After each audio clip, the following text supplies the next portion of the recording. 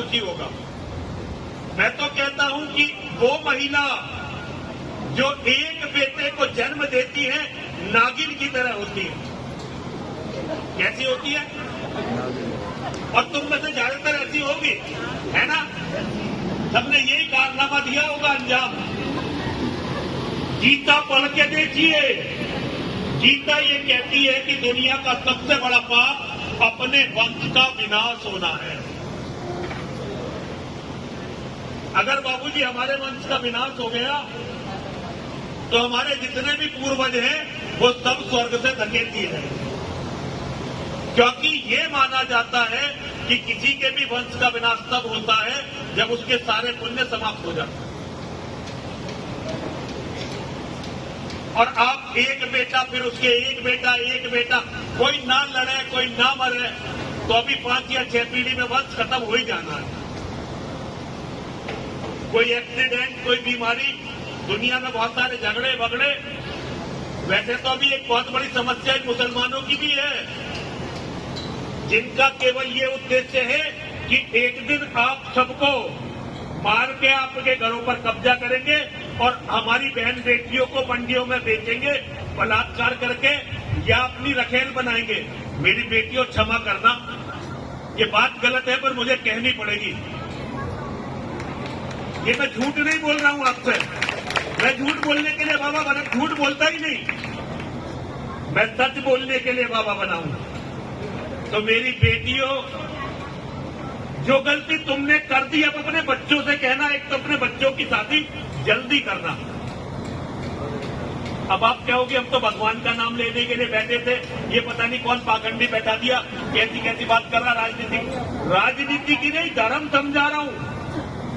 हम बाबाओं का काम यही है, हम आपके द्वारा दिए हुई रोटी को खाते हैं।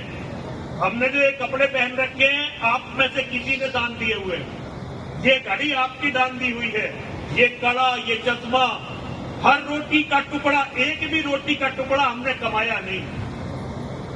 आप गली के कुत्ते को रोटी डालने लगो, गली का कुत्ता भी आपका वफादार हो जाएगा। तो हम तो फिर भी मानव हैं। अब जब हमें आप रोटी दे रहे हो तो हमारा to भगवान से केवल यही कहना है कि भगवान सदैव आपकी रक्षा करें, आपके परिवारों की रक्षा करें, आपके बच्चों की रक्षा करें। और जो आपके बच्चों के, आपके परिवार के, आपके धर्म के शत्रु हैं, मेरी मां और मेरे महादेव उनका विनाश करें। लेकिन केवल प्रार्थना से नहीं होता बेटा, कर्म भी करने पड़ते हैं। कर्म प्रधान विश्व रचि राखा, जो जस करी तो तत्फल चाखा, सकल पदार्थ है जगमाही, कर्महीन नर पावत नहीं। भगवान ने ये जो जन्म हमें दिया है, ये जो दुनिया बनाई है, ये कर्म करने के लिए बनाई है। और दुनिया में हर चीज है, अपने कर्मों से हम हर चीज को प्राप्त कर लेते हैं। लेकिन अगर हम कर्महीन हो गए तो हमें फिर कुछ नहीं मिलता। कर्महीन नर पावत नहीं, कर्महीन नर को कुछ नहीं मिलता। तो मेरी बहनों, मेरी बेटियों, मेरे बच्चों, मैं आजकल अपनी बहनों से, बेटियों से ही कह रहा हूं। आदमियों से तो कहना मैंने छोड़ दिया, तो समझते ही नहीं। तो मैं अपनी बहनों से, बेटियों से, माताओं से यही बात कहते घूम रहा हूं, अपने घर, अपने परिवारों को बचा लो। एक तो अपनी जो जुबान है ना, थोड़ी इस पर काबू रखना सीखो। और जुबान का प्रयोग घर में प्यार बढ़ाने के लिए करो। अपने पति को उसके भाइयों से, भतीजों से जोड़ने के लिए करो। ऐसा धरती पर कोई बेटा नहीं होता, कितना ही लायक बेटा हो, 1-2 बार जीवन में जरूर कहता है कि तुमने हमारे लिए किया क्या। और यही बात अगर देवर के लड़के, जेठ के लड़के कोई कह दें तो उनसे लड़ाई।